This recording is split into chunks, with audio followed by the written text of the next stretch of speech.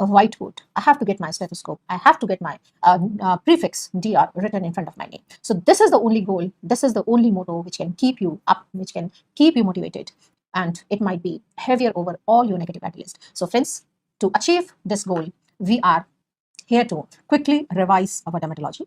And as I used to say in my live classes also, we will be trying to remember few important points, try to remember the few important images, try to remember the few keywords which are required to link the various points in the given situation, and which will be helping us to make correct diagnosis. So quickly, we will be moving towards our rapid discussion, and as I had already told you about the high areas, about high topics, from where mainly questions are asked in the examination. So in topic of layers of the skin weight is around 16% of total body weight. Skin is epidermis, dermatable junction, dermis and hypodermis. 5 important layers in epidermis from top to bottom. We had already remembered with the one mnemonic. Come, let's get some burger. Stratum corneum, stratum lucidum, granulosum, spinosum, and basal. So remember one point, the lucidum, it is only present in palm and sole. So if question is asked what layer below the stratum corneum, if lucidum is not given, then your second answer will be granulosum. What is epidermal turnover time? The time required for the cell to move from basal layer to shed off into environment, and this is about 8 weeks time or 56 days normally. But in psoriasis, it is reduced to only 3 to 5 days. Which is the thickest layer of epidermis? Thickest layer is stratum spinosum, which is multi-layered, and the thickest layer of epidermis. Very, very important layer is stratum spinosum, which are having the special protein that is desmosome. Mind my words, it is connecting the cell, so intercellular outside the cell. It is not intracellular, not inside the cell. And the most important of this is desmoglein, because in pemphigus group of disorders, antibodies are formed against these desmogleins only. If there is damage to these proteins, cells are separated. This process is known as acantholysis. If it is by autoantibodies, as in the pemphigus, maybe by toxins in the cases of bullous impetigo, or sometimes it is separated because of poor calcium pump in the diarrhea disease and Hailey-Hailey disease. So in all these conditions, we are getting the true Nikolsky sign. And the separated cells are known as acanthocytes, and which are round cells with prominent nucleus. So true Nikolsky sign, it is seen in pemphigus, bullous impetigo, diarrhea disease, and Hailey-Hailey disease. If you are having direct damage to acanthocytes and the cells are damaged and separated, this is giving you pseudo Nikolsky sign, and this is seen in toxic epidermal necrolysis. And in all these conditions where there is damage to desmogleins, separation of these acanthocytes, on histopathological examination, you are finding a peculiar appearance, and that is called as row of tombstone appearance. That is classical finding of pemphigus group of disorders. Now, stratum granulosum containing 2 important granules, keratohyalin granules, which are synthesizing the profilagrin protein, converting into filagrin, holding the keratin filaments, and lamellar granules, or the Orlin bodies, which are synthesizing lipid, which is retaining moisture, and it is giving barrier functions. Alidin granules are present in stratum lucidum, that is refractile, giving a shiny appearance to palm and sole. In fetus, the layer which are developed from stratum basal towards stratum corneum. So preterm babies, so layer deficient is stratum corneum. Very important layer is basement membrane zone. It is having 5 layers from the top to bottom. First is stratum basal containing K5 and 14 pair of keratin. Second is hemidesmosome containing BP1 antigen. The third layer is lamina lucida, and this is weakest layer or the salt split layer containing BP2 antigen and laminin. The defect in BP2 antigen means the antibodies, if they are formed against BP2, maybe for BP1, this is the defect in bullous pemphigoid group of disorders. And if there is genetic deficiency of this laminin protein, and this is again causing a separation, and this is the disorder seen in epidermolysis bullosa junctional. So epidermolysis bullosa junctional, there is genetic defect in laminin protein. Epidermolysis bullosa simplex, there is genetic defect in K5 and 14, and epidermolysis bullosa dystrophica, there is genetic defect in collagen 7, which is present in sublamina densa. There is one condition where there is autoantibodies are formed against this collagen 7, and that is called as epidermolysis bullosa acquisita. Below this dermal junction, we are having a dermis, and the downward projection of epidermis into dermis, it is called as reticulus, and upward projection of dermis into epidermis, it is called as dermal papilla.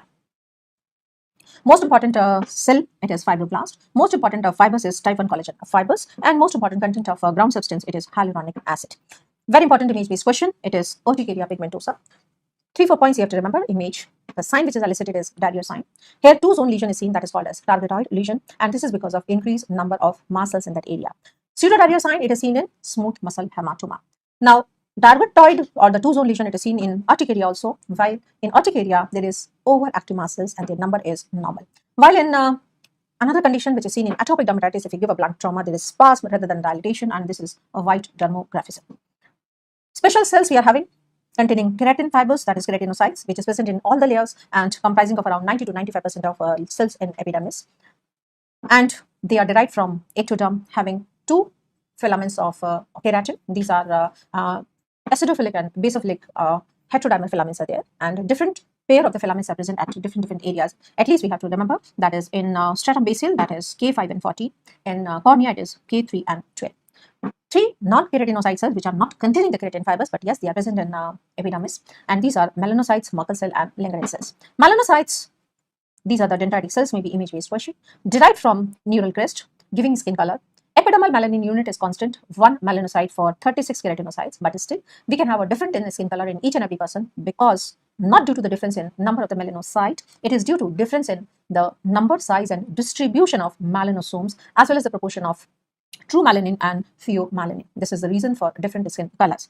Another cell which is transferring the sensation, especially the touch sensation, and it is Merkel cell, which are mainly present in red ridges, that is down projection of epidermis into dermis, and they are transferring touch sensation derived from ectoderm. Another very important cell which is present in stratum spinosum derived from bone marrow, maybe asked as an image-based question, is Langerhans cell, because they are containing special granules which are like a tennis racket. These are pyruvate granules, and they are releasing chemicals which is sending signals to mast cells present in dermis, because these are antigen-presenting cells. So Langerhans cells, they are antigen-presenting cells having special granules like a tennis racket, that is Birback granules. And these Langerhans cells are increased in Langerhans cell histiocytosis, while decreased in cases of psoriasis, sarcoidosis, or contact dermatitis.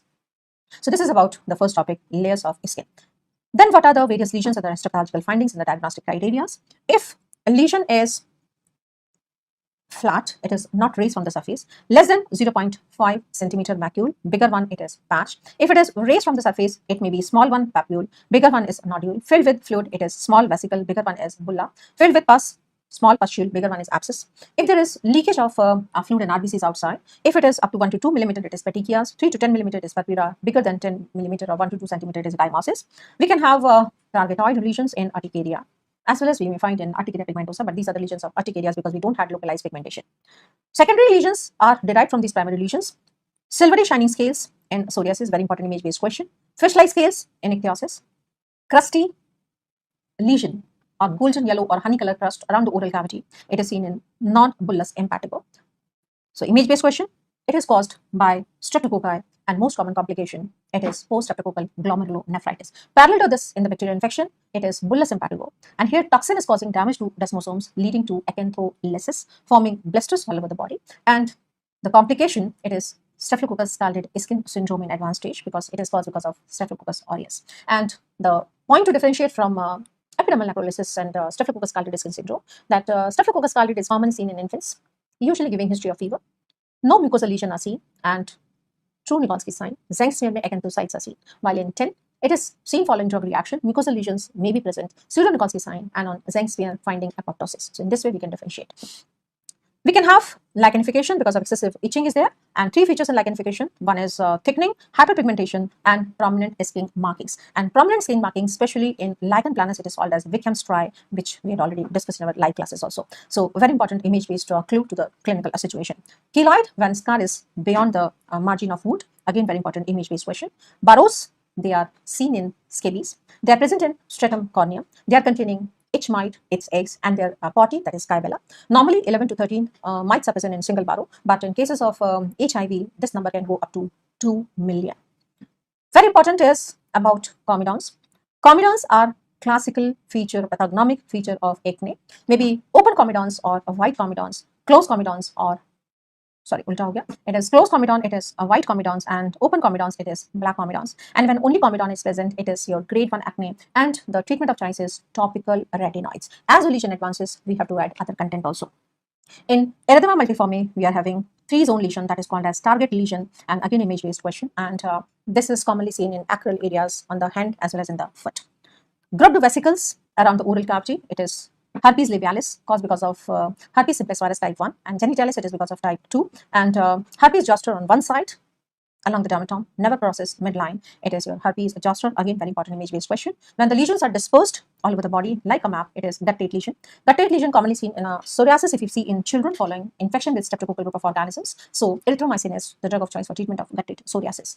Very, very important is Cobnus phenomena. Then lesion is along line of trauma, very important image-based question. The true Cobnus phenomena, it is seen in psoriasis, lichen planus, and vitiligo. Pseudocobnus because of water inoculation, it is seen in warts or the viral infections, fungal infections. the molluscum contagiosum. Sometimes we might be getting healing at the site of trauma, that is reverse Koebner, sometimes seen in psoriasis, but psoriasis mainly it is true Koebner's or isomorphic phenomena is seen. Lesion is seen along a line of developments, that is Blaschkoid lines like incontinentia pigmenti, where we are having S-shaped lines over trunk and straight lines over limbs.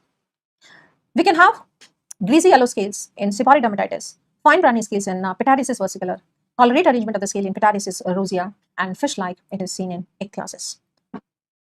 We can go with important investigations.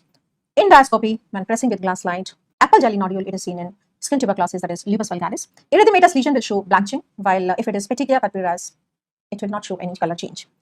Separation of skin while applying horizontal pressure, it is Nikolsky's sign. And in those where true Nikolsky sign is positive, we can have the acanthocyte seen in zinc smear. What is zinc smear? That we are taking scrapings from base of the lesion, staining and examining under microscope. Pseudo-Nikolsky, it is seen in epidermal necrolysis. Examination with wood lamp, giving ultraviolet A radiations of a wavelength of 360 to 365 nanometer.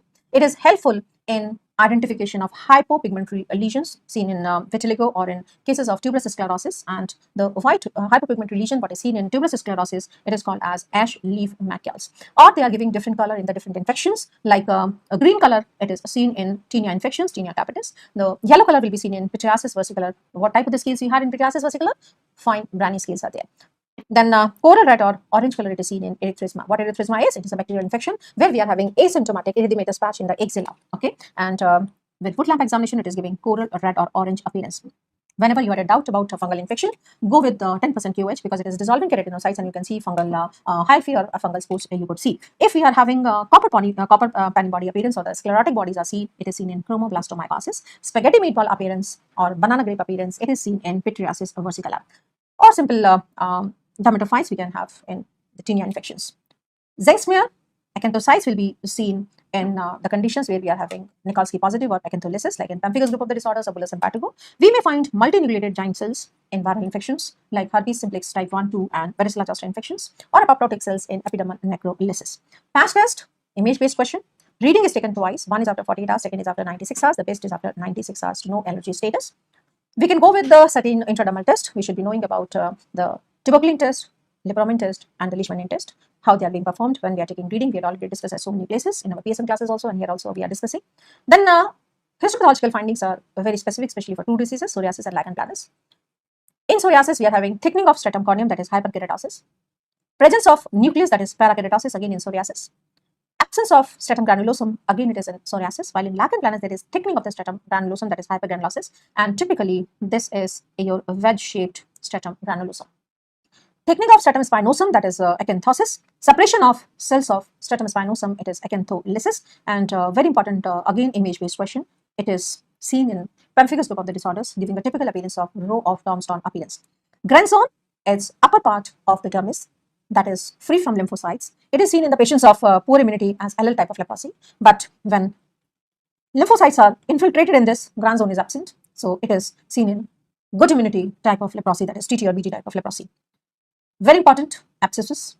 Neutrophilic abscess in stratum corneum, it is micromural abscess in psoriasis. In stratum spinosum, that is Kogo's pustule, again it is in psoriasis. In tip of the dermal papilla, that is papillary tip microabscesses seen in dermatitis herpetiformis.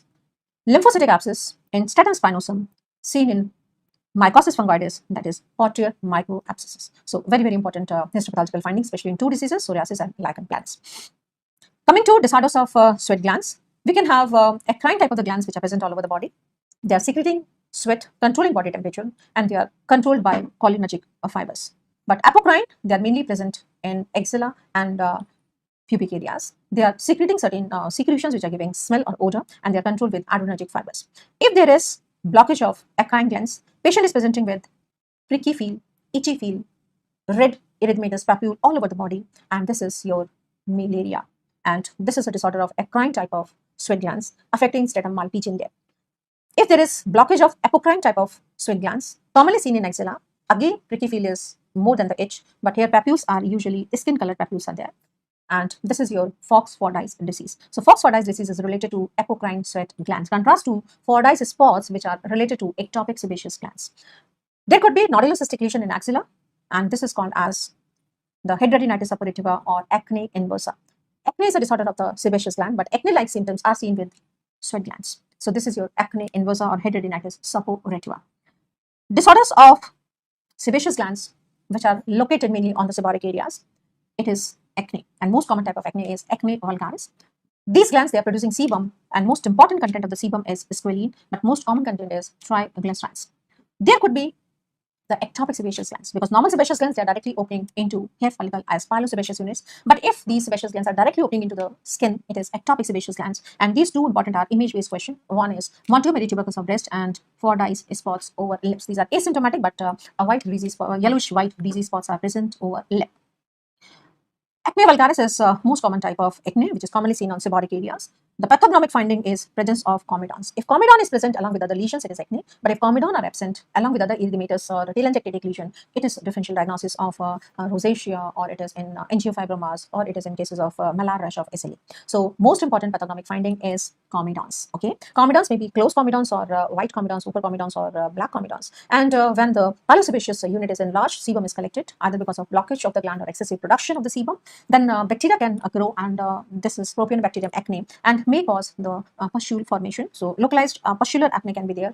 Before this, when the glands are swollen up, so it is giving rise as a papule. So could be a papular acne, then it may be pustular, or can be having nodulocystic. So these are the 4 grades of the acne depending upon main lesion. The grade 1, the main lesion is comedon, and the treatment is topical retinoids. Topical retinoids and most important is adapalene, what we are using, or tretinoin, and azelaic acid is used where we want to reduce the pigmentation also. Acne with hyperpigmentation or acne with pregnancy, we are using azelaic acid. But maximum answer finishes here. That is grade 1 acne, it is topical retinoids. The grade 2 acne, we are having topical antibiotics, and clindamycin is preferred.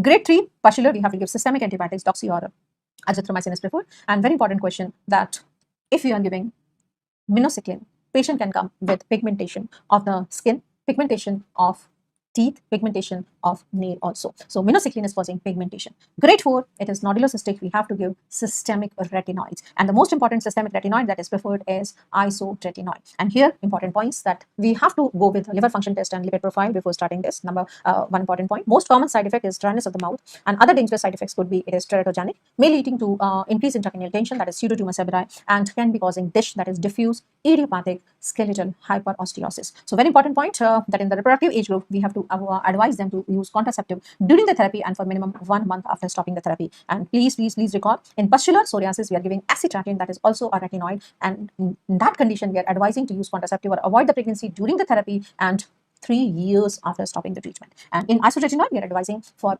1 month after stopping therapy. Remember this point. Or if it is related to PCOD or other problems, we can give anti-androgenic containing progesterone preparations as OCP pills, which is having 3rd and 4th generation of progesterones, which are anti-androgenic in action if a patient is having a PCOD with acne or hirsutism.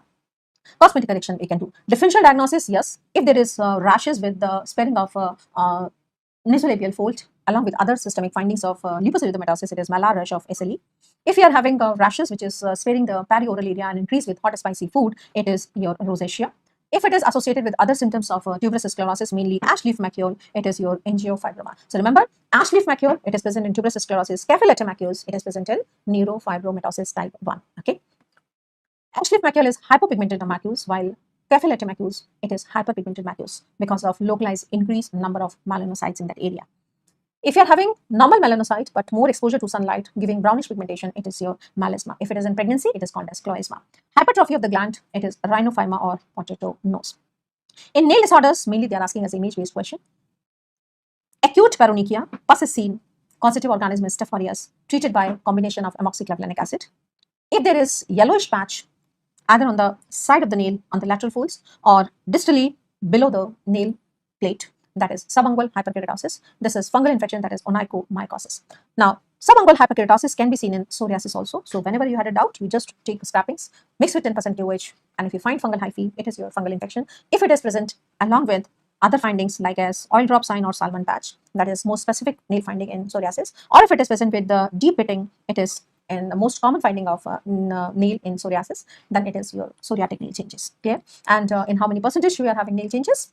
Yes, it is seen in up to 50% of the patients of psoriasis, nail changes are seen. While in lichen planus, 50% of the patients, they are having oral ulcers. Okay, so oral ulcer, if it is along with pterygium of the nail or along with the itchy lesions over the flexion aspects, it is your lichen planus. But if oral ulcers, they are present with the painful bullas over the body, it is your pemphigus vulgaris. Remember this point. Deep irregular pitting in psoriasis or eczema. We can have extension of nail folds, that is pterygium in lichen planus. Koilonychia in iron deficiency anemia.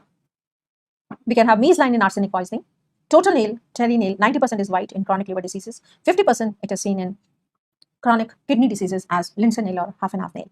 So these are various nail disorders.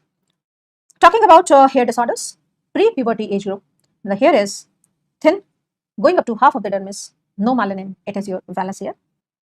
In puberty or the adolescent or post-adolescent, hair is thick, going down up to dermis, having melanin pigment, black in color, this is your terminal hair. So androgen is responsible for conversion of this terminal hair into, conversion of this vellus hair into terminal hair all over the body except over scalp. Scalp it is doing opposite action. This androgen, it is causing conversion of the terminal hair into vellus hair, and this is a cause or reason for androgenic alopecias. If we talk about layers of hair from inside out, most common cause MCC, it is medulla, cortex and cuticle. Proportion of medulla to the cortex, it is called as medullary index. It is helpful in forensic investigation. In animal hair, medulla is thicker, index is 0.5 or more. In human hair, medulla is thin and index is 0.33 or less. Most important part of hair, it is bulb, which is having power of regeneration. During this growth cycle, the 83 to 85% of hair, they are present in anagen phase, which is lasting for 3 years. Around 13 to 15% of hair, they are present in resting phase, that is telogen, lasting for 3 months. So anagen phase is passing to telogen through a transition phase, that is keratogen phase, only having 1% of hair lasting for 3 weeks. So any insult of hair directly affecting anagen phase will cause hair fall within 2 to 3 weeks, that is called as anagen effluvium. Any premature entry of anagen hair to telogen hair, hair fall is seen after 3 months because telogen phase is normal. So hair has entered into telogen, they are lasting there for 3 months and then they are falling off. This is called as telogen effluvium. So very important, hair fall after 2 to 3 weeks in anagen effluvium, after 3 months in telogen effluvium. The causes for non-reversible, irreversible or scarring alopecia or cicatricial alopecia, one and the same thing. It is lichen planopallidus or it is pseudopollard of Brock. It is image-based question. Conditions where there is reversible or non-scarring alopecia in anagen effluvium, telogen effluvium, alopecia areata, androgenic alopecia, psychologically induced alopecia, trichotillomania. So question is asked, all of the causes of reversible alopecia except irreversible. So see the choices very carefully because the two conditions where both the type of hair loss can be seen in tinea capitis and SLE, and this is the choice which is creating confusion. So read the choices very, very carefully. So very important success mantra that never mug up the answer. You have to see the choices and you have to find best possible answer in given situation. Coming to a very important image-based question, multiple or the single patch of alopecia, no scales are there, no itchy.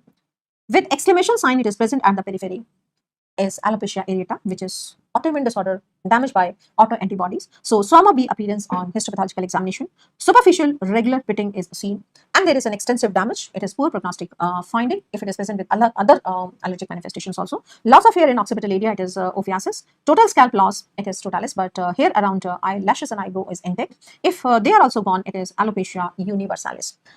If it is of slow growth of less than 6 months duration, reassurance. If it is rapid growth, multiple lesions, more than 6 months duration, we are giving topical steroids or topical PUVA or PUVA SOL therapy.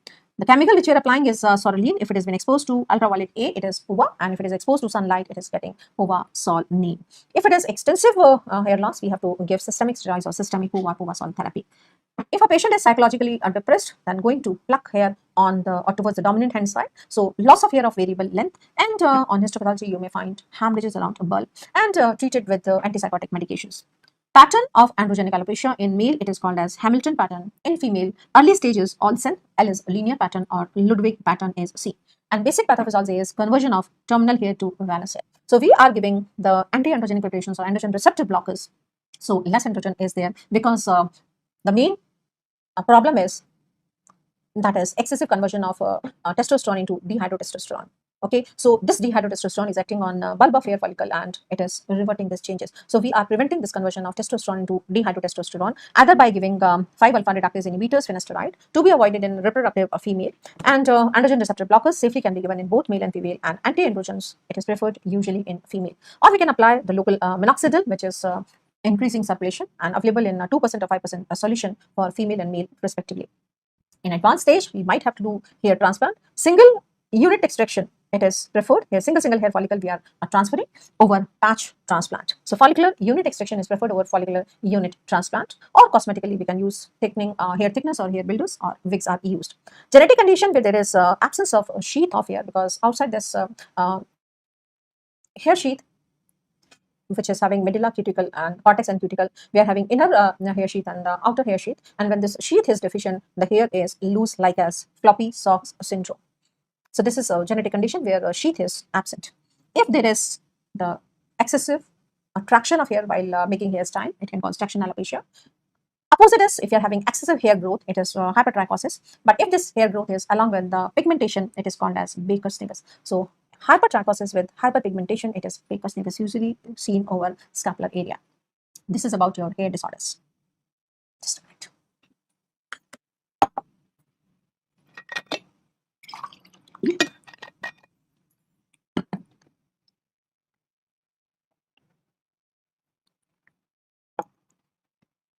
Very important two diseases commonly asked in exam is psoriasis and lichen planus.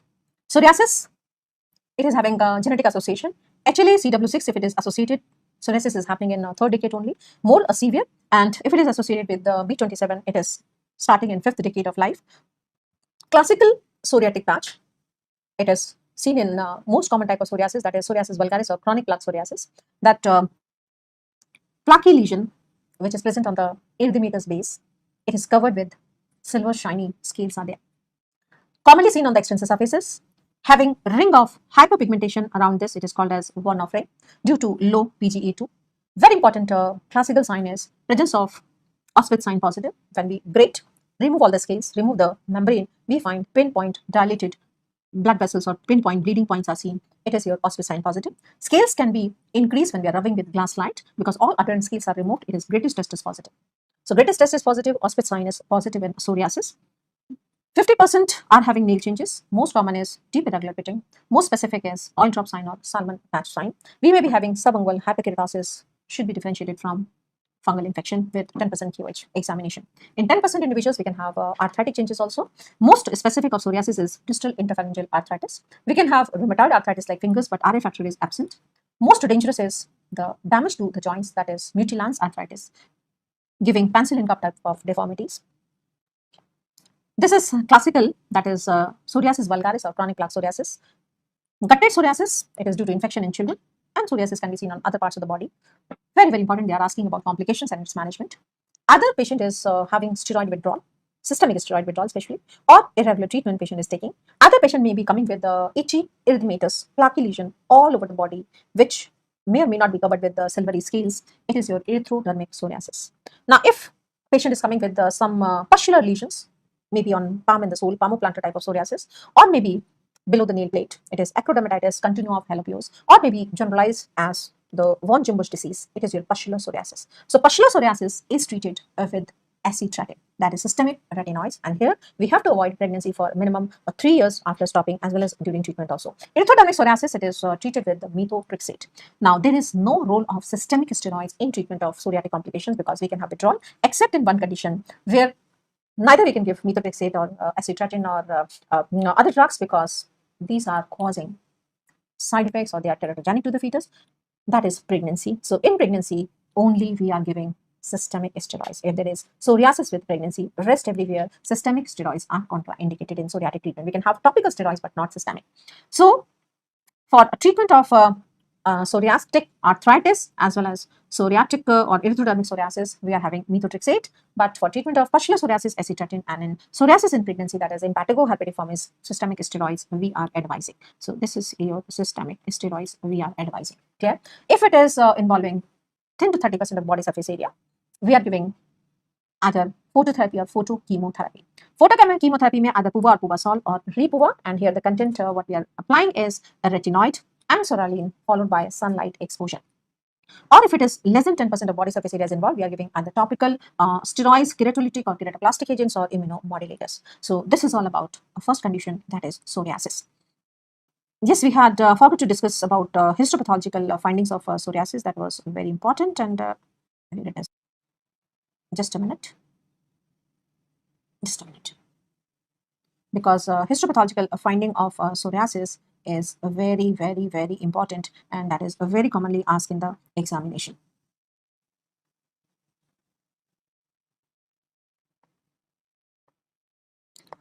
Although we had already discussed about histopathological findings while talking about the general histopathological features, but yes, in the content of psoriasis, we should be knowing those changes at one place.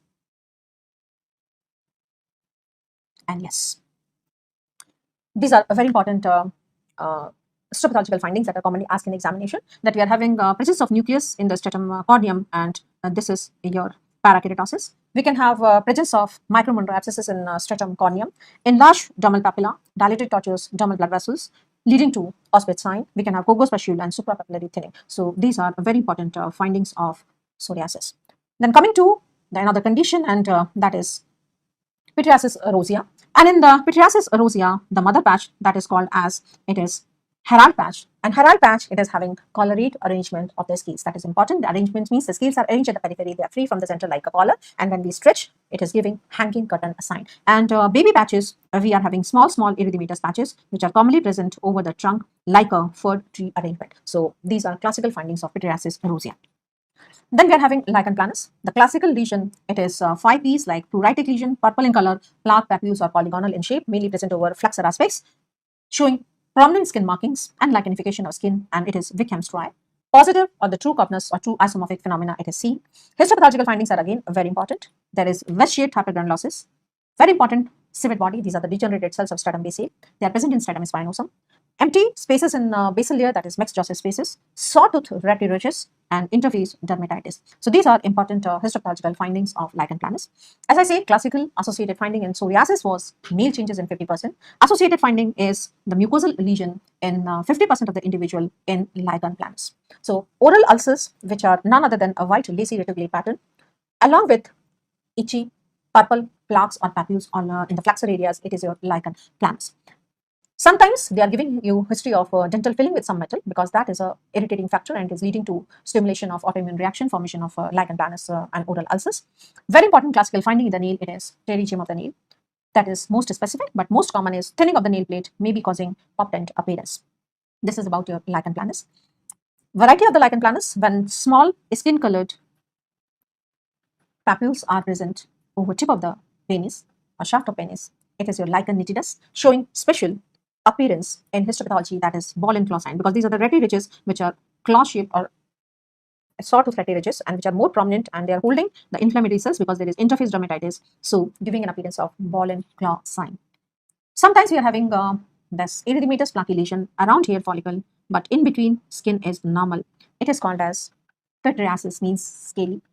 Rubra is red. Pilaris means around hair follicle, and it is showing nutmeg sign, and this is what a raised area, and in between area is depressed. So nutmeg sign, it is seen in pityriasis rubra pilaris.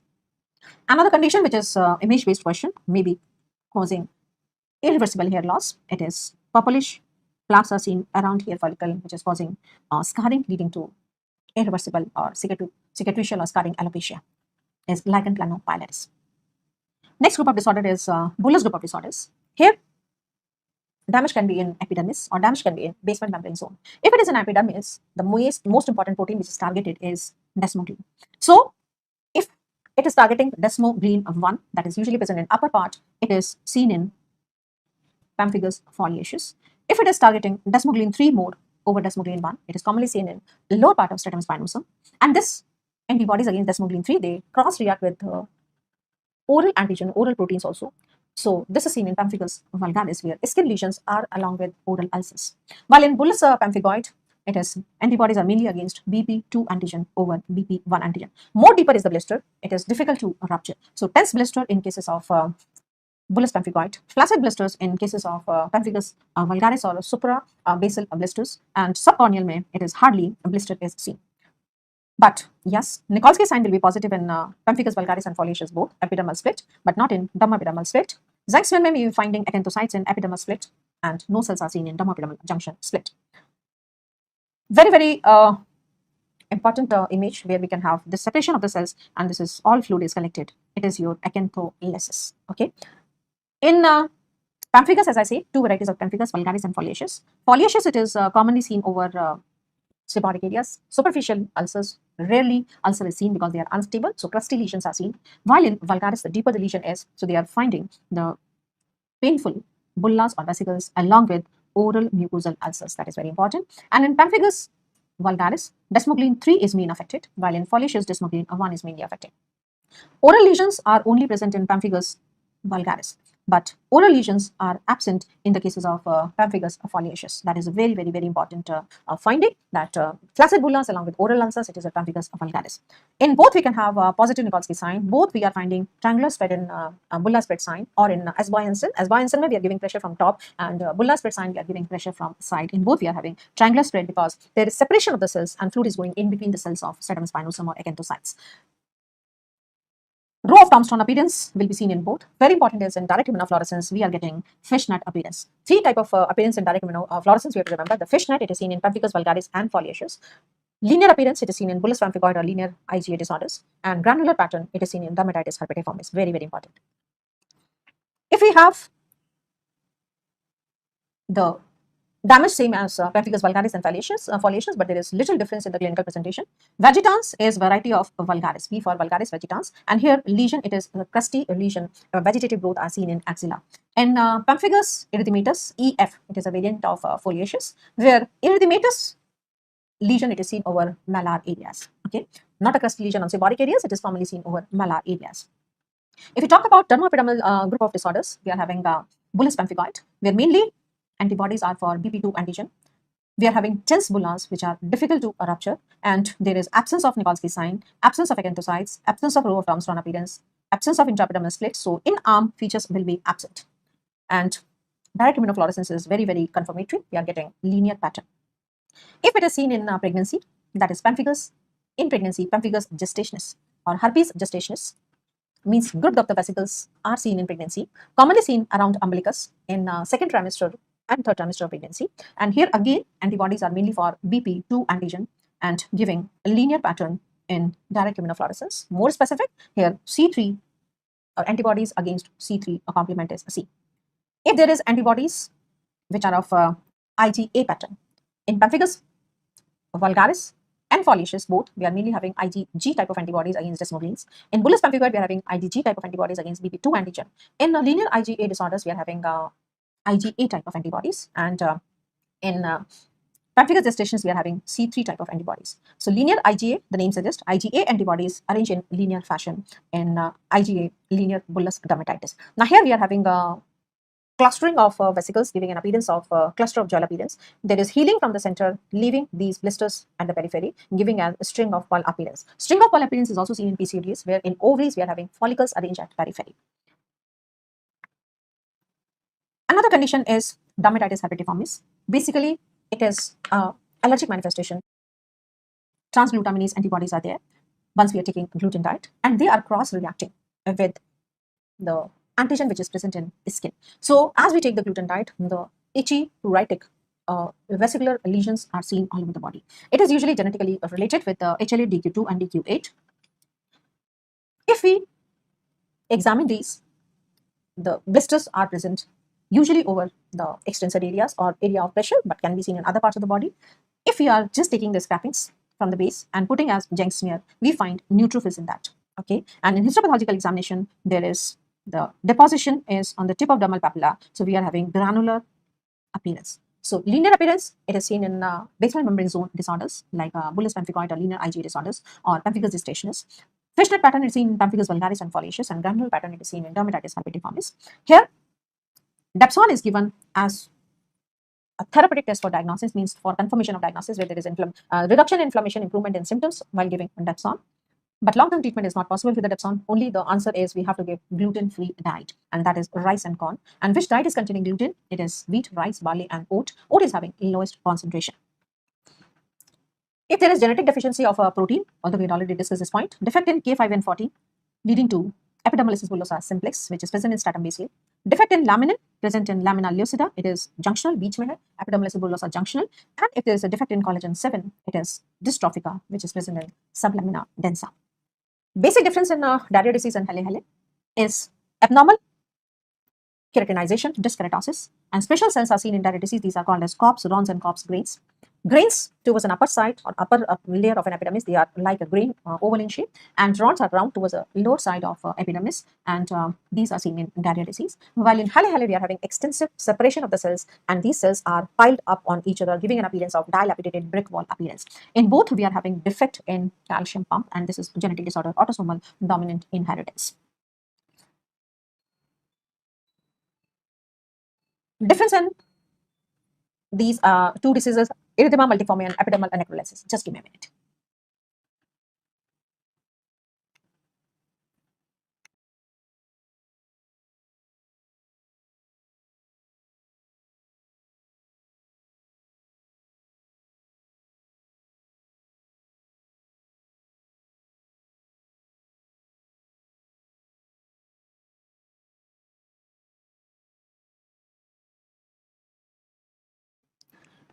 How we are differentiating two diseases, that is erythema multiforme and epidermal necrolysis. Erythema multiforme is mainly following viral infection, and epidermal necrolysis is mainly following drug intake, and there is an extensive damage to skin causing separation of a layer in a sheet. That is Nikolsky sign is positive, but it is pseudo-Nikolsky, because here it is not the damage to the desmosomes, but it is direct damage to acanthocytes. So pseudo-Nikolsky is there. So in Jenck smear, we are finding the damaged cells or apoptosis. While in erythema multiforme, classical 3-zone lesion, that is target lesion, it is seen over acral areas. So this is all about our Bullis group of disorders. Just a minute.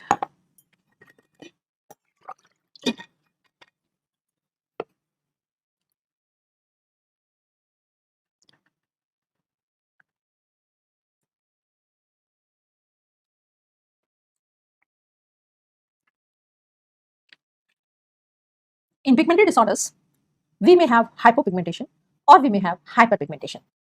Normal pigmentation, we had already discussed this point, that it is because of difference in size distribution and number of melanosomes, difference in proportion of eumelanin and pheomelanin, but number of the melanocyte is constant, that is called as epidermal melanin unit, and it is 1 melanocyte per 36 keratinocytes. The most important limiting enzyme in this process of melanogenesis, it is your tyrosinase enzyme. So tyrosinase enzyme, it is controlling the conversion of tyrosine into dopa and dopaquinone.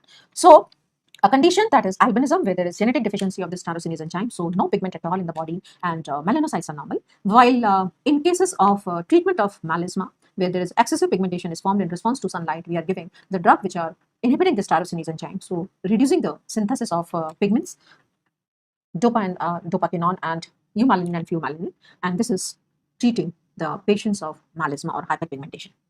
So most important amino acid required for melanogenesis is tyrosine, and most important enzyme required is tyrosinase enzyme. There are various group of the disorders. Other melanocytes are absent since birth, and this is seen in pyabaldism. Melanocytes are increased since birth, it is seen in lantogens. Melanocytes are normal at birth, but later on they are destroyed by antibodies, it is in vitiligo. If they are destroyed by certain chemicals or inflammation, it is seen in post, we can say, inflammatory vitiligo, or vitiligo at the site of use of plastic, like we can have vitiligo patches, or well, not vitiligo, sorry, hyperpigmentary patches we can have around wristwatch strips, there around plastic material, all at the site of bindi adhesives. So here we are having destruction of melanocytes with chemicals or inflammation. If there is defect in transfer of the melanosomes, it is in nevus acromicus, or if there is defect in melanogenesis, it is absent in albinism or increase in melasma. Vitiligo may be your image-based question, especially segmental vitiligo or the focal vitiligo. Very important point here is that vitiligo patch, it is not present at birth, because at birth melanocytes are normal, and later on they are being destroyed by antibodies. So here if you see a patch of vitiligo, it is showing 3 colors. Trichromin appearance, center is absolute absence of pigmentation, that is depigmented. Surrounding this is a little bit of pigmentation, hyperpigmentation, and third zone is absolutely normal. It is having a semicircular margins. It is never straight or circular margin. This is called as scallop type of margin. So one very important practical point is that suppose if you had any trauma and if you are doing a scratching, and at that site when healing happens and it is healing with hypopigmentation, it means you are having a tendency of future development of vitiligo. So this is very, very important, a practical point. This is a variant of acrofacial, where we are having lip tip deformity. The hypopigmentary patches are present on tip of fingers, tip of the penis, or around lip. That is a variant of acrofacial variety. True sharpness phenomena, it is seen in vitiligo. We have to do the differential diagnosis with other conditions. One is albinism. Again, it is a very important image-based question. Here, there is generalized absence of pigmentation. It is not that the melanocytes are not present, melanocytes are normal, but there is defect in tyrosinase enzyme. So genetic absence of this tyrosinase enzyme, because TYR gene is absent, which is responsible for synthesis of this enzyme. So overall, no pigmentation is there. So they are very prone for skin malignancies. Another very important image-based question, it is pyabaldism. And here we are having patch of hypopigmentary patch. Here, complete absence of melanocyte since birth. It is usually associated with white forelocker hair, but we may find pigmentation around hair follicle. So this is giving a speckled or shiny appearance. Very, very important is differentiating hypopigmentary patches in leprosy in cases of pityriasis versicolor and post-chalaja dermal leishmaniasis. In leprosy, there is no history of fever, while history of fever is always present in post-chalaja dermal leishmaniasis. In leprosy, the sensation will be altered, loss of sensation, but sensation will be normal in cases of post-chalaja dermal leishmaniasis. In leprosy, the nerves will be thickened, but in post-chalaja dermal leishmaniasis, nerves will be normal. No thickening or no nodularity is seen on nerves. And in post-chalaja dermal leishmaniasis, there is nodularity, it is seen on face and hypopigmentary patches over trunk. And if you had a doubt, you can go for RK39 test, which is positive in cases of post-chalaja dermal leishmaniasis. If you had a doubt of leprosy, you can take biopsy and you can demonstrate lepra bacilli in that. In pityriasis versicolor, we are finding a variety of colors are there. Mainly hypopigmented patches are there, but yes, hyperpigmented can also be there. And these are covered with fine scales and itching will be there. If you had a doubt, you can just take a scrapping, mix with 10% KOH, spaghetti meatball appearance is seen, or on wood lamp examination, you may finding yellow fluorescence is seen, but nerves will be normal, sensation will be normal, and RK39 test will be negative. If image is given of a small child with a white patches over especially face, and these are covered with fine scales, and there is always history of allergy seen in other family members also, this is your pityriasis alba. Scaly lesions, white lesions associated with atopic dermatitis or other findings of atopic changes, allergic changes in other family members also, this is pityriasis alba. Or sometimes we can have contact to lipoderma, maybe with plastic material and chemical which is causing this lipoderma, it is monobenzyl ether of hydroquinone. Or sometimes it can be with bindi adhesive and chemical, it is para-tertiary butyl phenol. Treatment, if it is less than 20% of body surface area, the topical treatment, more than 20% of body surface area, systemic treatment is given. If it is not treated, we can go with either transfer of melanocyte in that area or we can go with skin grafting. If we talk about hyperpigmented lesions, if it is in sun-exposed areas, brownish pigmentation increases with sun exposure, never present at birth, it is melasma. So here melanocytes are normal, but they are hyper responsive to sunlight and they are producing more of melanin. So there is increase in melanogenesis due to sun exposure, melanocytes will be normal. But if this lesion is present on the face, definitely we have to differentiate what we had already discussed in a chapter of acne, that if comedones are present, it is acne. If it is present with other features of LE, with sparing of nasolabial fold, it is malar rash. If it is increased with intake of hot spicy food, it is rosacea. If it is present with ash leaf macules, it is angiofibroma of tuberous sclerosis. Obviously, the main controlling enzyme is tyrosinase. So if you're treating melasma, we have to give tyrosinase inhibitors, or sometimes we can do chemical peel also. If there is genetic deficiency condition, genetic not deficiency, it's a genetic disease where melanocytes are very, very responsive to minimal sunlight. So they are hyper responsive, minimal sun exposure, suddenly they are producing melanin pigment. So a variable colored melanin pigments are seen over sun exposed area with few minutes of exposure to sunlight. It is your freckles. If there is localized increase in melanocytes since birth, it is lantigen. So it can be present on any of the body part. It is not increased with exposure to sunlight, that is lantigens. Sometimes these hyperpigmented lesion, they are seen in neurofibromatosis type 1 and it is called as café-latte macules. So café-latte macules, straightforward question, it is seen in which disease? It is seen in neurofibromatosis type 1, which is having autosomal dominant inheritance. Along with the nerve sheath, we are having painless papules are seen, or sometimes a bigger one, the nodules are seen. These are angiofibromas, which can be pressed with a finger because of there is gap in the sheath, skin, and totally disappear. And once we remove the pressure, they again pop up. This is called as buttonhole sign. We are having lantigens. These are hyperpigmented areas because of localized increase in melanocyte. These are café-latte macules. We may be having pigmentation in the axilla, that is crow sign. If we had a doubt about this condition, neurofibromatosis type 1, we have to confirm. Then the next step is slit eye lamp examination. Remember, wherever you had a doubt of fungal infection, you are going with the wood lamp examination or 10% KOH. First preference is given to 10% KOH. But if you had a doubt of neurofibromatosis type 1, we are doing eye examination with slit eye lamp, looking for Lish iris nodule. Again, image-based question. Looking for Lish iris nodules. These are pigmentary nodules or macules. They are present in iris, but they are not interfering with vision. So Lish iris nodules are seen in neurofibromatosis type 1. Café-latte macules are seen in neurofibromatosis type 1, but ash leaf macules are seen in tuberous sclerosis. Remember this point. If you are having the hyperpigmentation when melanocytes, they are trapped in the dermis. And if you see from above, it is not giving you the brownish blackish color, it is giving you grayish color. So if it is present over lumbosacral area, it is Mongolian spot. If it is present along with the ophthalmic division of trigeminal nerve, it is nevus of Ota, O for ophthalmic division. If it is present along with the posterior branch of supraclavicular nerve, it is your nevus of I2. If it is present along with excess hair, it is Baker's nevus. No hair, only pigmentation, it is nevus of I2. If it is present along with the Blaschkoid lines, incontinentia pigmenti. What is xeroderma pigmentosa? Here, the 2 points we have to remember. It is having autosomal recessive inheritance where there is defect in repair. So, nucleotide excision repair defect is there. Normally, in daytime, some damage happens and in night, body repairs. But if there is defect in this repair, then excessive pigmentation can be seen, and this is seen in xeroderma pigmentosa. Because of insulin resistance, sometimes we are having hyperpigmentation or leathery-like appearance over neck, nape of the neck, and in axilla or in folds. It is acanthosis nigricans, usually seen in patients of obesity or in patients of diabetes. So this is about your pigmentary group of disorders.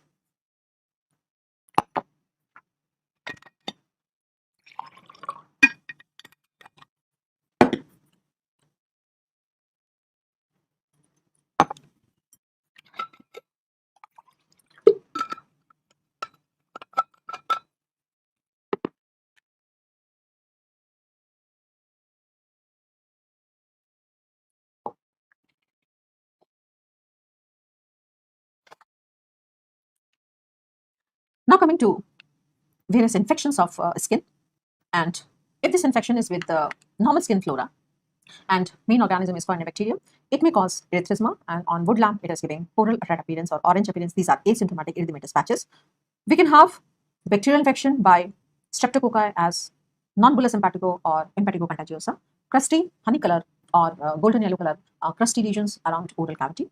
And the most important complication is post-streptococcal glomerulonephritis. While bullous empatigo, it is because of Staphylococcus group of organisms causing complication as streptococcal scarlet skin syndrome, because your toxin is causing damage to desmosomes. And obviously, in this condition, we can have the Nikolsky sign positive is there. An infant is commonly seen as a presenting symptom of this disease, and always there is history of fever, and followed by these lesions are there. And as it is caused because of Staphylococcus group of organisms, so drug of choice for the treatment, it is a combination of amoxicillin and clavulanic acid. For non-bullous empatigo, it is erythromycin is drug of choice. Now, this Scarlet syndrome has to be differentiated from 10. 10 may always there will be history of drug intake, no history of fever is there. While in Scarlet syndrome, always history of fever, no history of drug intake. And Jack smear may acanthocytes will be seen here. Here we will be finding the damaged cells or apoptosis, and true Nikolsky sign will be there. Here we will be finding pseudo Nikolsky sign.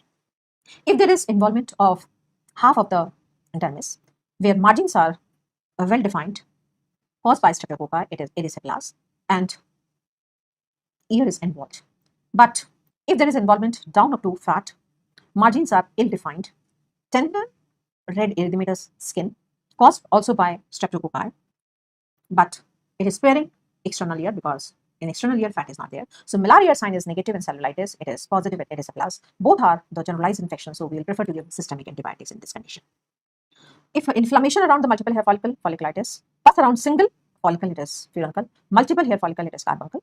If carbuncle is there, always rule out comorbid diseases. Very important is diabetes mellitus or poor immune conditions like as an HIV infection.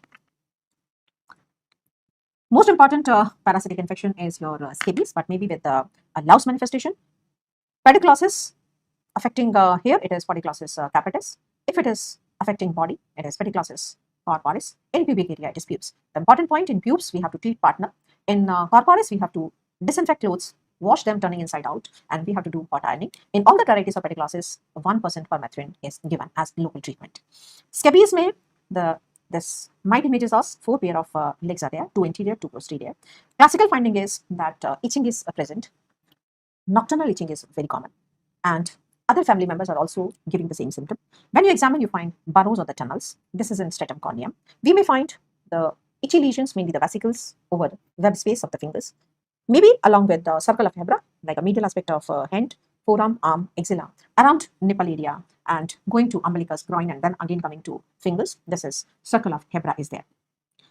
If you had a doubt, take a scraping, mix with 10% KOH. You can demonstrate each mind. Important point is we have to treat all the family members at a time.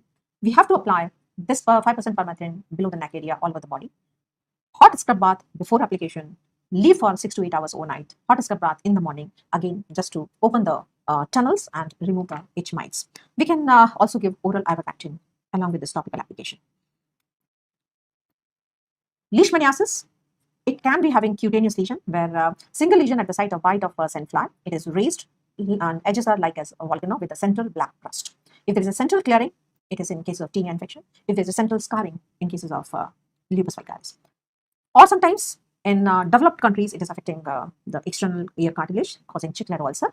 In mucocutaneous variety, it is affecting the area of nose and mouth, that is espondia, and post-Kalaja derma leishmaniasis.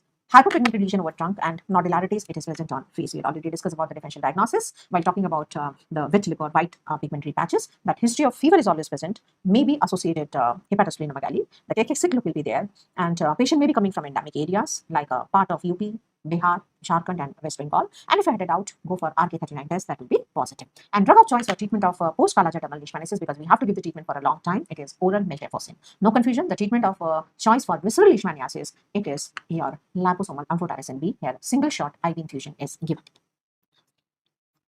Viral infection, we can have infection with HPV causing on peripheral parts, mainly with the HPV2. And most common warts are verruca vulgaris, which is commonly seen over the peripheral parts of arms. It is mainly on fingers or back of this hand. Multiple painless warty growths are there. If they are present over genitalia, it is condyloma acuminata. These are pointed lesions, mainly because of HPV 6, maybe with 11. But HPV 16 and 18, if it is present, then it is having high risk of malignancies. So if it is present over cervix, so high chances of cervix cancer, it is seen in HPV strain of 16 and 18, while 6 and 11, it is causing genital warts, that is condyloma acuminata. No confusion with condyloma lata. Condyloma lata, these are soft, moist growths which is present over genitalia. They are seen in secondary syphilis. So whenever if you had a doubt, you go for VDRL. VDRL will be negative in cases of condyloma acuminata, but it will be positive in cases of secondary syphilis. If you are having a lesion which are raised papules with central obligation, it is a molluscum contagiosum. Here we are having pseudocombus phenomena. If you scratch, we can translocate organism from one side to another, and growth is seen on another side. If you just take a biopsy, you may find molluscum bodies or Henderson-Peterson bodies are seen in this lesion. The treatment of choice is cryopottery, or we can apply locally either mimicry mode or trichloroacetic acid. Chickenpox, pleomorphic lesions, mainly it is distributed over central area, that is centripetal distribution is there.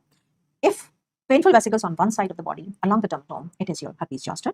If it is present over the thoracic area, it is thoracic herpes zoster. If it is present along with the ophthalmic division, it is ophthalmic herpes zoster. And one very important sign is that is Hutchinson's sign of eye. If you see the vesicle over the tip of the nose or side of the nose, always look for a corneal ulcer because involvement of nasociliary branch. What is Hutchinson's sign in cases of syphilis? Because we are having Hutchinson's stripe if there is a congenital syphilis, and Hutchinson's teeth is there, means notching of the teeth is there, and there is deafness as well as keratitis is there. So these are the syndrome or syndromic features of Hutchinson's stripe seen in congenital syphilis, and Hutchinson's teeth are the notchy teeth again seen in congenital syphilis, and this is your Hutchinson's sign of eye. So no confusion. Grouped painful vesicles around the oral cavity, it is herpes labialis. Over the genitalia, it is herpes genitalis. The simplest virus 1, it is herpes labialis. 2, it is causing herpes genitalis. And we are giving acyclovir as drug of choice for treatment. If there is recurrent episodes means 6 or more episodes are happening every year. In that case, we have to control the acute episodes, and then we have to give suppressive therapy for almost at least 12 months. We can have fifth disease, or the fifth common cause of rash in the children. It is erythema infectiosum, and where classical slap cheek appearance is seen over cheek of the baby. जैसे किसी को थप्पड़ मार दिया ना लाल हो जाता है, and it is caused because of parvovirus. So first a disease is called as measles infection, second is scarlet fever, the third is rubella, fourth is Duke fever, fifth is erythema infectiosum, and sixth is exanthem subitum or roseola infantum.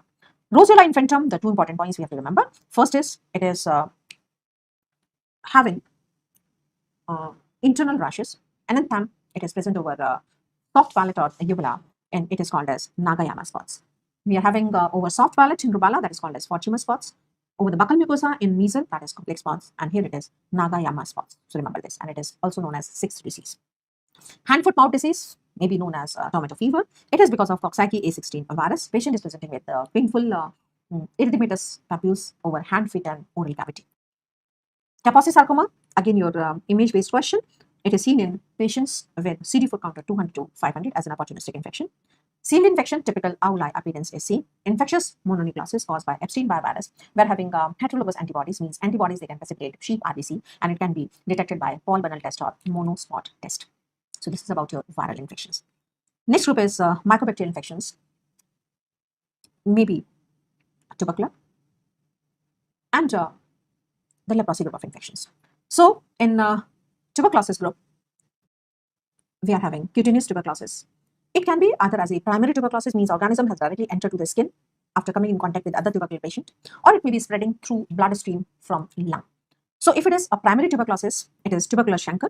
It is at the site of contact, and classical finding of tubercular ulcer, it is having undermined edges and induration is present. If a patient is having good immunity, so at the site of the contact, immune reaction happens and it is converting into a wart-like growth, but induration is present, single lesion, oozing may be there. So it is seen in cases of post-primary tuberculosis with good immunity. Following secondary tuberculosis, we can have lupus vulgaris, most common type of skin tuberculosis. Here, the central scarring is seen and it is erythematous lesion around. We press with the glass slide, and that test is called as diascopy. We may find apple jelly nodule. If you had any doubt, you can just go for biopsy also. If we are having the spread of infection from lungs to lymph nodes, and from here it is spreading directly to the skin, and sometimes these lymph nodes they rupture and there's discharging sinuses are there, and which is releasing gaseous material, and when they heal, they are leaving scarring, because there is always healing with fibrosis. So most common site is over the cervical lymph nodes area or axillary lymph nodes area, and this condition is called as derma. So there is ulcer with undermined edges, multiple scarring or fibrosis is seen. So this is your derma. Then we can have leprosy, and classification what we are using here based on immunity, based on clinical features, based on bacteriological count, it is Ridley-Joplin classification. And the type of leprosy with the very good immunity, it is TG type of leprosy on one end, and another type of leprosy with very poor immunity, it is LL type of leprosy. So we should be knowing about various skin lesions. Usually in TG type of leprosy, sometimes we don't get any of a skin lesion. If we are having single satellite type lesion, means main lesion and the small lesions around this, it is your BT type of leprosy.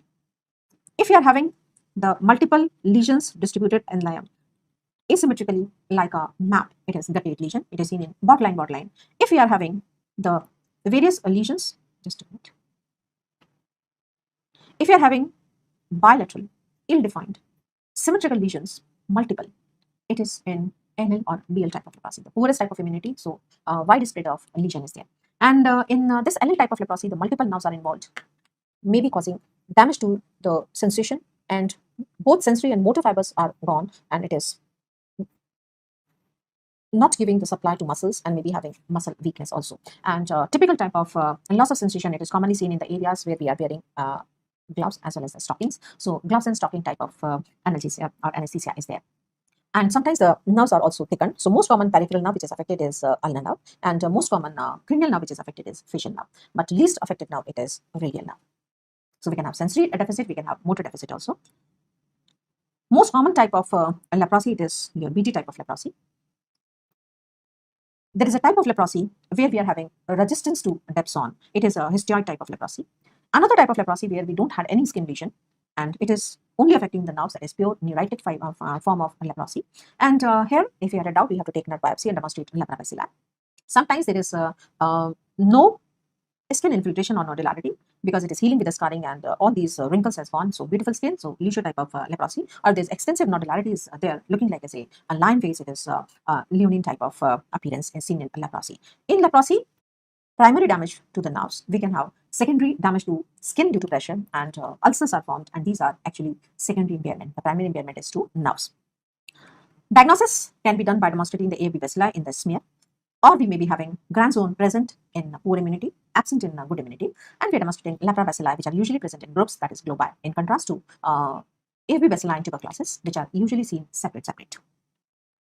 We may go with the immunity test as lepromin test, but it is never for diagnosis. As for the national program, we are having the two type of groups, posse and multibacillary, depending upon their number of skin lesions and nerves involved. And we had already discussed in our PSM classes also that 2-drug regime is given in paucibacillary as per the national program. 3-drug regime is given in multibacillary as per the national program. And what drug is not given in paucibacillary? It is clofazimine. So same drug in both, it is dapsone as well as rifampicin, but clofazimine is given only in multibacillary leprosy as per our national leprosy eradication program. But as per the WHO guidelines, the 3 drugs is given in both the situations, pauci and multibacillary.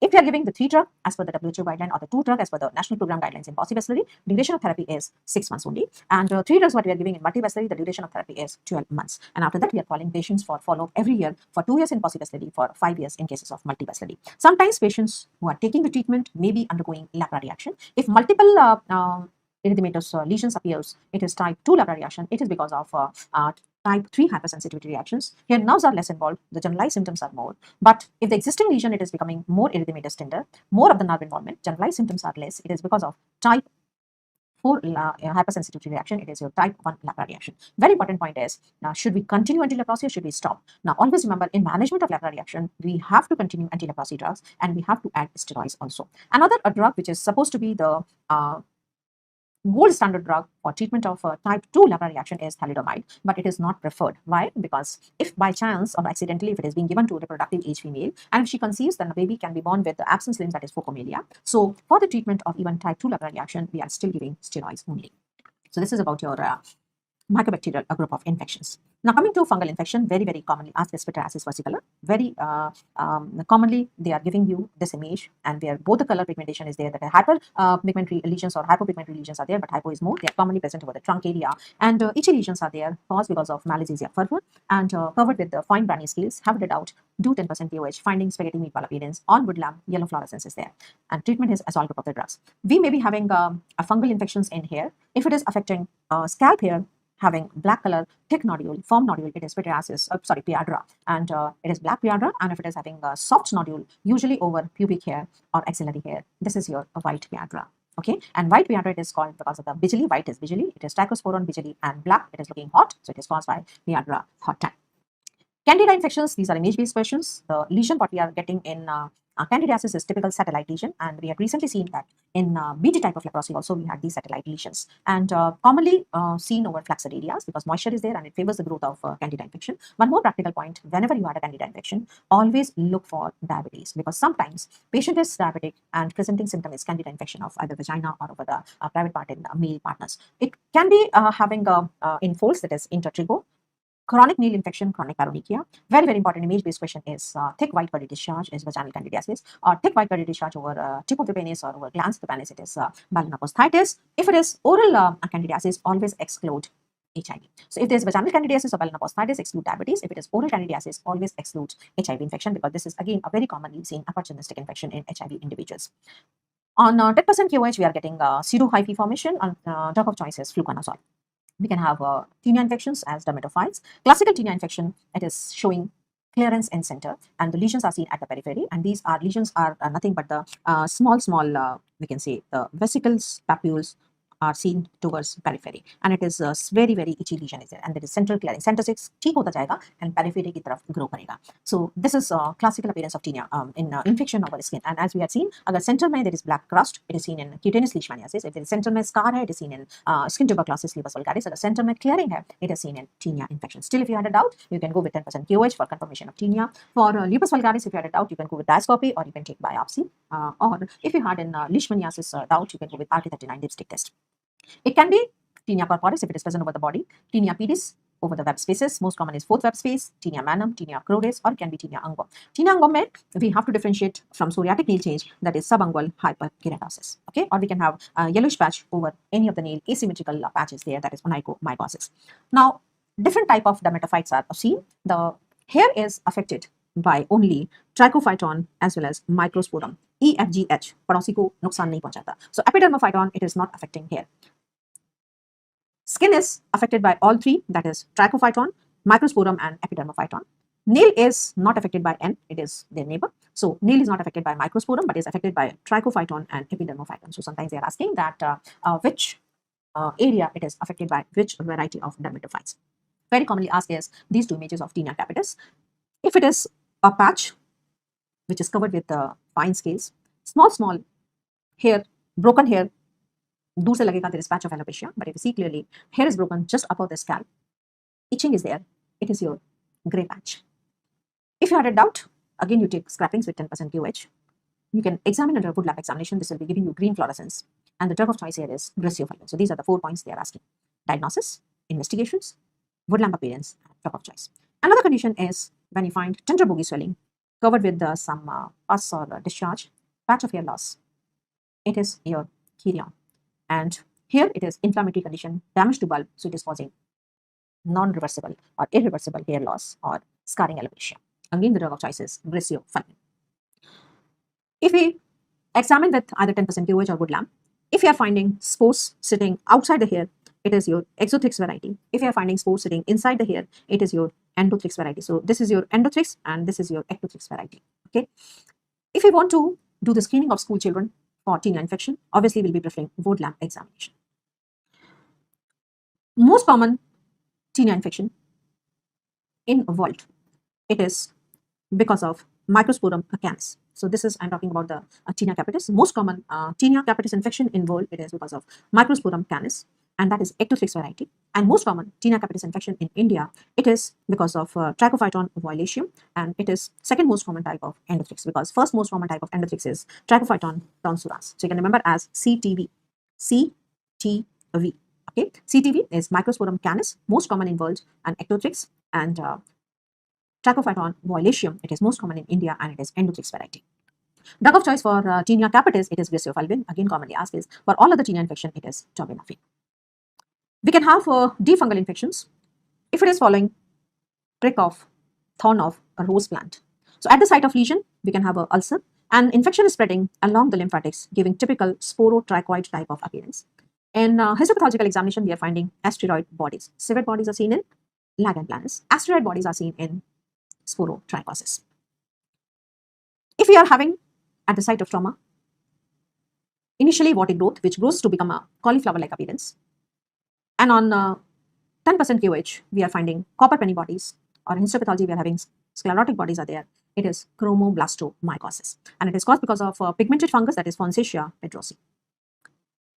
Another very commonly asked as image-based question, if you are finding the cauliflower-like growth, especially over foot, with discharging granules, that is very important, it is your mycetoma. If this granule is black color, it is fungal infection, and if this granule is white color, it is bacterial infection, because mycetoma, although it is considered as fungal infection, but it can be caused because of bacteria also. So if it is by fungus, it is eumycetoma, means true mycetoma, and if it is because of bacteria, it is actinomycetomas, and we have to treat, otherwise it is spreading down up to bones, and sometimes it is not able to be treated, and we might require to do amputation of foot also.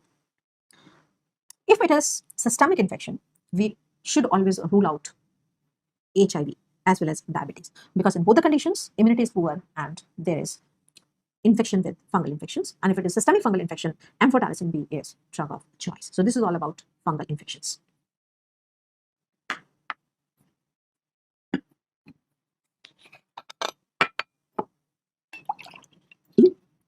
Just give me 2 minutes.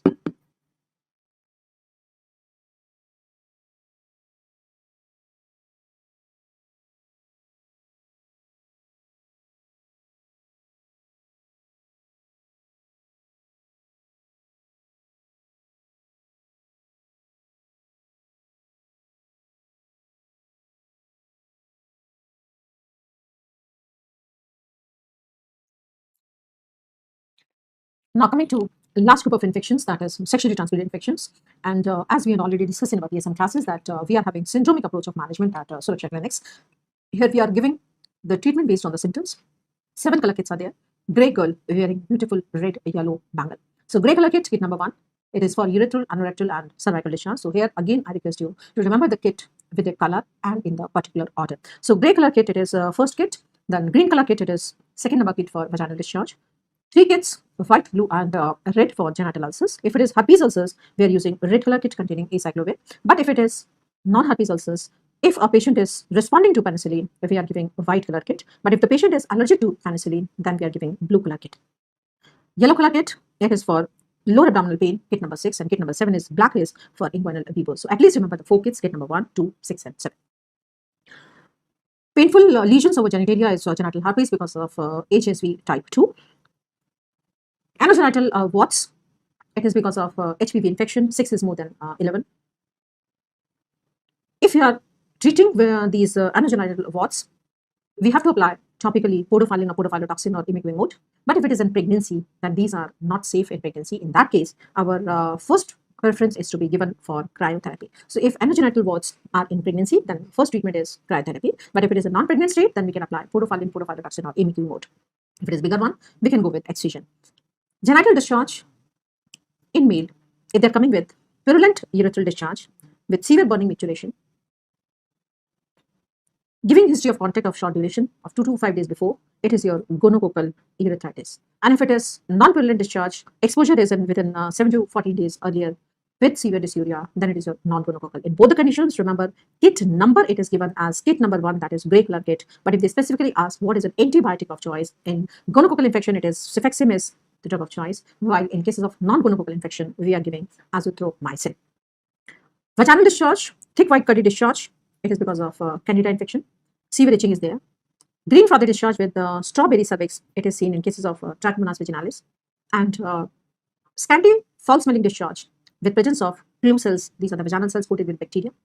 Or there is presence of fishy odor when we are mixing with secretion with 10% QOH, that is VIF test positive, it is your bacterial vaginosis. If treatment is asked kit number, we are using kit number 2 or green color kit in all the 3 conditions. If they specifically ask the drug of choice for vaginal candidiasis, we are using fluconazole as drug of choice.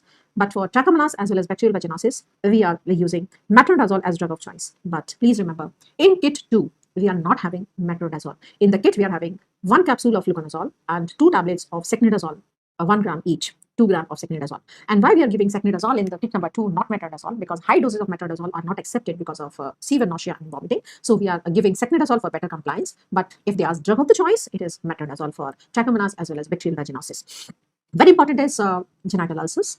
If it is multiple painful ulcers with undermined edges, soft in feel, it is your chancroid of short duration exposure. But if it is your single ulcer, which is painless ulcer, which is having raised margins, in duration around having a long duration of an exposure, it may be syphilitic ulcer, it may be because of LGV, maybe dermavenosis. Then how we are differentiating these 3? In syphilis, the ulcer is very firm, giving a button-like consistency, and there is non-tender bilateral lymph nodes, and again, they are firm in consistency like rubber. In cases of dermavenosis, single ulcer, painless, but it is having beefy red base, and when you touch, there is bleeding is there, and there is not an enlargement of lymph nodes, but unilateral swelling will be there. And this is because of swelling of fat, giving an appearance of lymph nodes. It is pseudo-buboes are there. In lymphogranuloma venereum, lymph node enlargement is most important characteristic finding. And here there is enlargement of 2 group of lymph nodes. Above the inguinal ligament is inguinal group of lymph nodes. Below the inguinal ligament, it is femoral group of lymph nodes, giving a groove sign of Blatt. So groove sign of Blatt, tender unilateral lymphadenopathy, along with genital ulcer, it is your LGV. If it is a pseudobubose with beefy red appearance, it is your dermavenosis. Further, if you had a doubt in dermavenosis, you can take a sample, go for histopathological examination. You can demonstrate inclusion bodies which are looking like as closed safety pins, and these are dermaven bodies. If you had a doubt about syphilis, you take a scrapping and go for dark ground elimination. Here you can see for motility of these spirochetes. If you had a doubt for chancroid, take a smear, go for gram staining, and you can have appearance like as railroad track appearance or school of fish appearance. They had asked about the causative organism also. Chancroid is CHD, caused because of Haemophilus dacryoid. Syphilis is because of the Treponema pallidum. LGV, V is vaginitis. It is caused because of Chlamydia trachomatis. And dermavenosis, it is because of Klebsiella granulomatis. Incubation period is also being asked in the exam. Short incubation, a period of 2 to 5 days or less than 7 days in chancroid. Long incubation period of 9 to 90 days in syphilis. 3 to 30 days in cases of LGV, and dermavenosis 8 to 80 days. So in this way, we can differentiate the varieties of genital ulcers. And the drug of choice for treatment of syphilitic ulcer, it is benzathine penicillin. In chancroid, it is azithromycin. It is also drug of choice for dermavenosis. While in cases of LGV, it is doxycycline. Now, most of the cases, especially in syphilis, primary lesion appears over genitalia and it is diagnosed, treated. But many individuals, they don't take treatment because it is a painless ulcer. Within some time, it usually heals on its own. And then after 3 to 10 weeks, they are presenting with symptoms of secondary syphilis. In secondary syphilis, they are presenting with pleomorphic rashes all over the body. And characteristic of these rashes that if you are pressing with all pin head, they are tender on deep pressure. And this sign is called as Bushkar or Lindorff sign. We may have ulcer in oral cavity, like as track of a snail track ulcer, as well as we can have the moist soft lesions over genitalia. This is condyloma lata. So no confusion with condyloma acuminata. It is pointed lesion seen in HPV infection. Condyloma lata, it is seen in secondary syphilis. So straightforward question, where it is seen condyloma lata, it is in secondary syphilis, primary syphilis or tertiary syphilis, it is in secondary syphilis. All other features of the secondary syphilis except condyloma acuminata is not seen in syphilis. What type of alopecia is seen? It is like as the cloth has been damaged by an insect or the moth. It is moth-eaten type of alopecia and it is irreversible. If secondary syphilis is also not treated, no problem, it will heal on its own. Patient passes in latent syphilis and years after patient can present with tertiary syphilis. Here, granulomatous lesion appears in internal organs, leading to formation of gummas. And most common organ affected is cardiovascular system, where they are presenting with aneurysm, and most common site of aneurysm is ascending aorta. And sometimes they are presenting as shock, and on examination, it is diagnosed as ruptured aneurysm of ascending aorta. So this could be a gamma lesion of past syphilis infection. It can affect walls also, and most common wall affected is aortic wall, leading to aortic regurgitation. Central nervous system changes are also seen in tertiary syphilis, leading to gait problem as Tabes dorsalis, or can be having psychiatric problems. It may be affecting bone and liver also. If mother is having syphilitic infection, not diagnosed in antenatal screening, baby is born with congenital syphilis, and the triad of these symptoms, that is called as Hutchinson's triad, notchy teeth, that is Hutchinson's teeth, keratitis, and deafness. So these are the features of congenital syphilis, Hutchinson's triad. No confusion with congenital rubella syndrome, where we are having again the three symptoms: congenital heart disease, we are having the congenital cataract, as well as sensorineural deafness. So these are the findings in congenital syphilis. So this is all about your sexually transmitted infections. Now quickly looking for some skin manifestation of internal diseases. Like cholesterol deposition, it is seen over medial canthus as xanthomas in abnormal lipid metabolism. Cachexic baby, loss of protein and energy is marasmus. If there is only loss of protein with normal energy, hyperproteinemia, edema, it is kwashiorkor baby. Foamy spots over conjunctiva is thyroid spots and vitamin A deficiency. Very, very commonly asked image when we are having erythematous rash over sun exposed areas, either over V of the neck or over acrum or hands. It is dermatitis of pellagra, and due to deficiency of vitamin B3 or niacin. And it is commonly seen in maize eaters because they are having deficiency of amino acid, that is tryptophan, which is considered to be as precursor of niacin. We can have the rough skin with non-tender papules. These are phranoderma. May be seen in deficiency of essential fatty acids as well as also in vitamin A deficiency. How to differentiate? If there is these lesions along with disturbance in night vision, it is because of vitamin A deficiency. If the vision is normal, no eye symptoms, no symptoms of vitamin A deficiency, then it is because of deficiency of essential fatty acids only. Very commonly asked image where we are having the dermatitis, erythematous dermatitis over the skin around the cavities, the oral cavities, over face also sometimes around vaginal orifices, anal orifices. This is because of poor zinc absorption. This is a genetic disorder. So enteric problem, poor zinc absorption, leading to dermatitis mainly over the acral areas and around orifices. It is acrodermatitis enteropathica. Now, few skin tumors, benign tumors, may be vascular malformations over usually center of forehead, salmon patch disappears. But if it is along with nerves increasing with age, it is port-wine stain. Hyper growth or scar formation beyond the margin of the wound, it is keloid. There could be increased number of T cell, that is cutaneous lymphomas or mycosis fungoides. Here, abnormal T cells, lymphocytes are present in circulation, which are having the typical look of these cells nucleus, which is giving a projection like as cerebrum, and these cerebriform nucleus is seen in these abnormal lymphocytes, and these are called as Sézary cells. So Sézary cell is a very, very diagnostic feature of mycosis fungoides, and lymphocytic abscess, it is also seen in stratum spinosum, that is called as Portray microabscesses. Straightforward question, Portray microabscesses are seen in which disease? It is seen in mycosis fungoides, and Munro microabscesses are seen in psoriasis. Sometimes we can have excess or higher number of Langerhans cells, and these are antigen presenting cells, and if they are more in number, they are causing damage to our own tissues, and this is Langerhans histiocytosis. So most common organ, if I say it is affected, is the skeletal system, and most common bone which is affected, it is clavicle. Okay, and Second is, it may be affecting skull also. So we are finding the osteolytic lesions. Most commonly it is affecting clavicle, but other organs are also affected. So Langerhans cell histiocytosis, the point to remember is it is because of increase in Langerhans cells. It is commonly seen lesions are over seborrheic areas and multiple organs are affected. Most common organ affected is bone or skeletal system, and in that the most common bone is affected is clavicle. We can have benign melanomas and malignant melanomas. We can differentiate with the A, B, C, D, E. Appearance is symmetrical in benign. Borders are well defined. Color is uniform. Diameter is less than 6 millimeter. Slow growth. But if appearance are, or this ill-defined appearance, borders are irregular. Multiple colors or the variable colors are there. Size is more than or equal to 6 millimeter. Rapidly proliferating, it is your malignant melanoma. How you can differentiate between basal cell carcinomas and squamous cell carcinomas? Basal cell carcinomas usually present over sun exposed area, and here the damage to the skin is with sun exposure. While squamous cell carcinoma can be present on any of the body part, and here the damage because of any of the reason. It can be because of other any chemical, can be because of any of other injury. So squamous cell carcinoma can be present on any of the body part. Squamous cell carcinoma is usually presenting as cauliflower-like growth, but basal cell carcinoma are having rolled out edges. Rolled out edges are there, and it is usually present over sun exposed areas. Now, basal cell carcinoma usually growing down. There is no lateral spread is there. While squamous cell, it is having lateral spread also. So it can spread along with lymphatics and can go to distant places. So these are the differences in squamous and basal cell carcinoma. Now coming to a last topic, miscellaneous diseases. If we are having greasy yellow scales over seborrheic areas caused by Malassezia furfur, it is a fungal infection.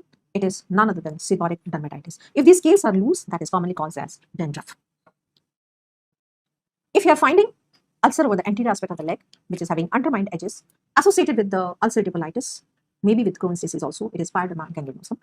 If you are having the dermatitis at the site of contact of irritant material, it is your irritant contact dermatitis. If we are having genetic predisposition, so whenever we are exposed to that chemical, we are having generalized manifestation, it is allergic contact dermatitis. So allergic contact dermatitis is usually immunologically determined, and irritant is non-immunologically. So irritant, the lesion is usually seen at site of the contact, while in allergy, it may be seen beyond the contact also. And the patch test will be positive in cases of allergic contact dermatitis, but there is no role of patch test in cases of irritant contact dermatitis. And sometimes the hair dye can also cause allergic contact dermatitis. And this was a question asked in recent NEET PG examination, that what is a chemical which is present in the dye? That is paraphenylene diamine. Paraphenylene diamine is chemical. So most common metal that is causing the allergic contact dermatitis is nickel. Sometimes nickel can also cause local irritation also, but if it is underlying immunologically mediated, then generalized manifestation can be happening with prolonged use of nickel. And nickel is usually present in artificial jewelry. So you might have seen that some are having rashes around artificial jewelry. If they are wearing bracelets or bangles, or they are wearing tops or any of necklace, they are having irritation over neck. And most common topical ointment antibiotic which is causing this allergic contact dermatitis is neomycin.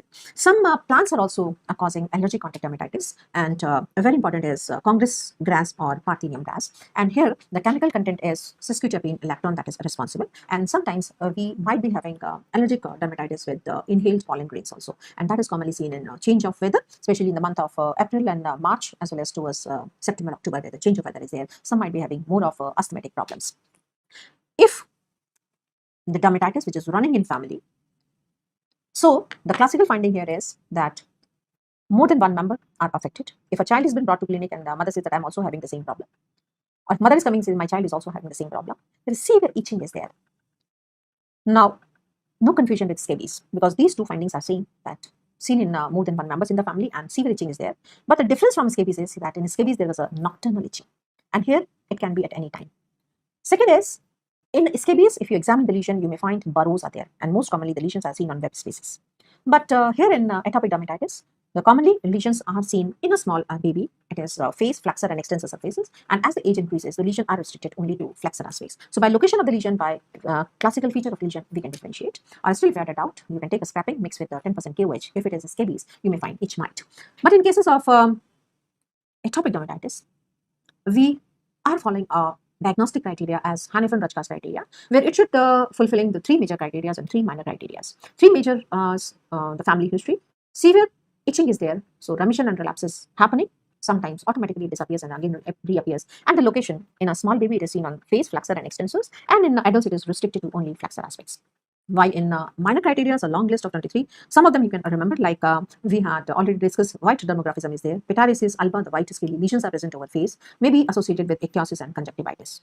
So this is about your atopic dermatitis.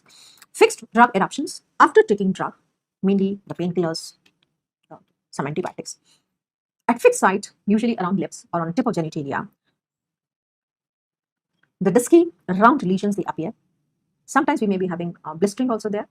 Severe itching is there, and when they heal, they leave hyperpigmentation there. So it is always present at a fixed site after intake of drug, and they heal with hyperpigmentation. Some genetic disorders, one is ichthyosis. Here, the defect is in profilagrin synthesis, which is converting into filaggrin, so defect in filaggrin protein, which is holding keratin filaments. So here the scales are fish-like.